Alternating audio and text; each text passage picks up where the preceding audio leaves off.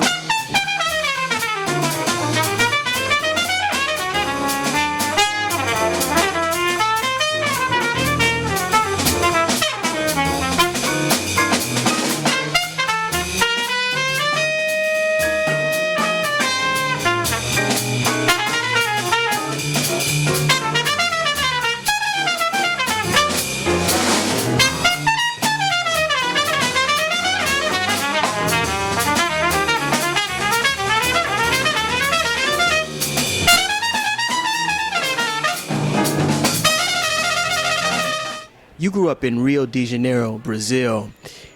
How did you get acclimated, or how did you get exposed to American jazz music? Oh, that was simple. I had an uncle.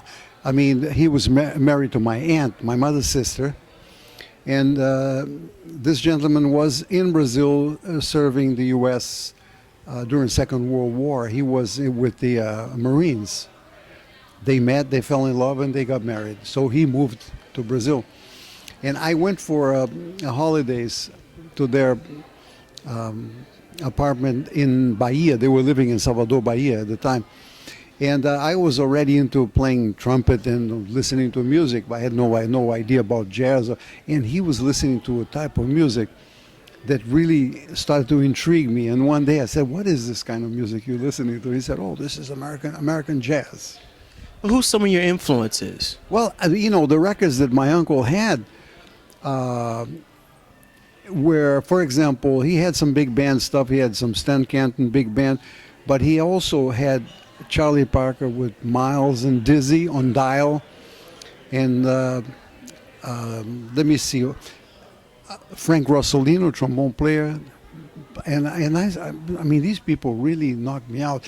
So, I mean, 1 year later, my family, my father, my mother, and myself, we had moved to a town called Santos on the coast of São Paulo. And everybody telling me, go to a record store and try to find an album by a trumpet player called Chet Baker. So I went to a record store and I said, "Do you have Chet Baker?"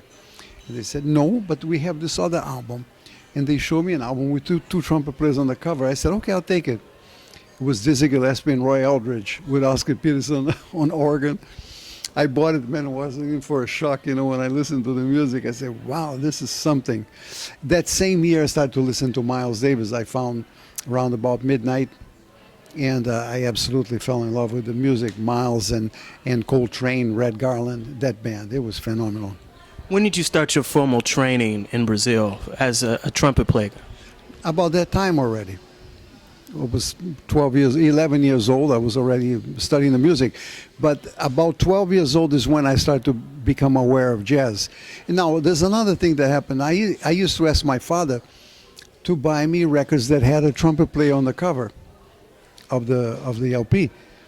And I got some Louis Armstrong, some Harry James, Ray Anthony was another one.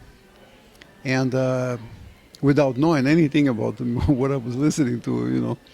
So I started to fall in love with the music, and eventually I said, if I don't go to the source, I will never make this music sound the right way. And I feel very strongly about that. If someone wants to learn to play Brazilian music, they have to go to Brazil and spend some time there.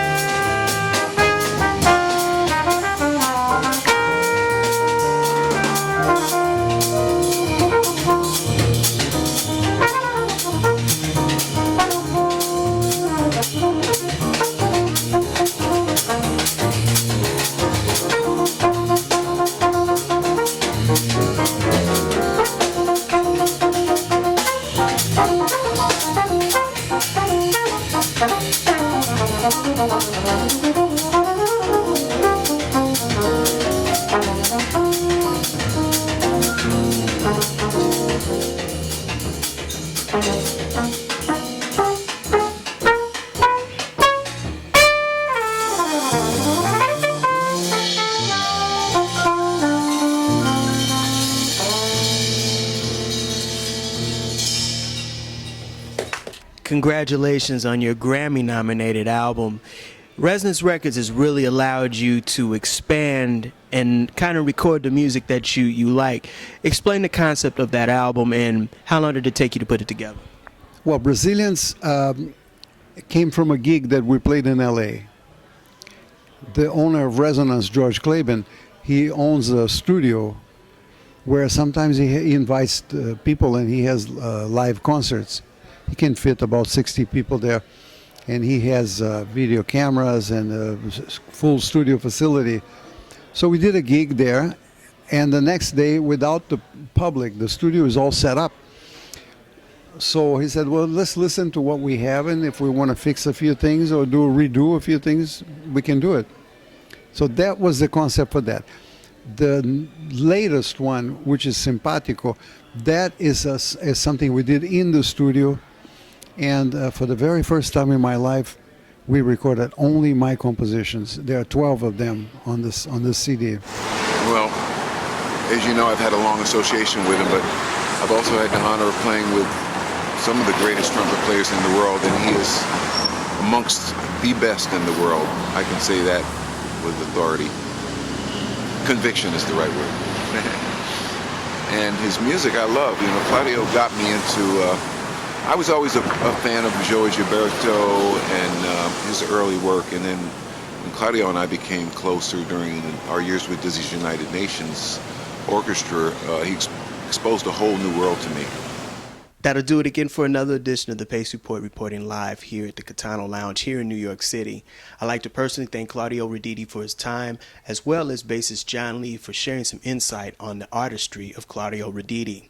As always, please visit my website, www.thepacereport.com, for my weekly column as well as past segments. As always, remember, if it's in the groove, it'll make you move.